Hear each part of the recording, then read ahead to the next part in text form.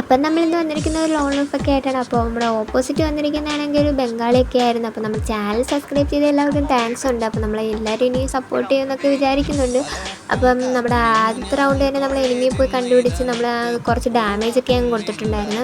അങ്ങനെ നമ്മൾ ആ റൗണ്ട് എടുത്തതിന് ശേഷം അടുത്ത റൗണ്ടൊക്കെ ആയപ്പോഴത്തേക്ക് എനിമി നമ്മളെ അടിച്ച് കുറേ ഡാമേജൊക്കെ തന്നായിരുന്നു. പിന്നെ നമ്മൾ അവിടെ ചെന്ന് നോക്കിയപ്പോഴത്തേക്കും പിന്നെ നമ്മൾ കുറേ പിന്നെ അടിച്ചപ്പോഴത്തേക്കും നമ്മളങ്ങ് ഡിമിത്രിയൊക്കെ അങ്ങ് എടുത്തിട്ടിട്ട് നമ്മൾ ആ റൗണ്ടൊക്കെ എടുത്തിട്ടുണ്ടായിരുന്നു.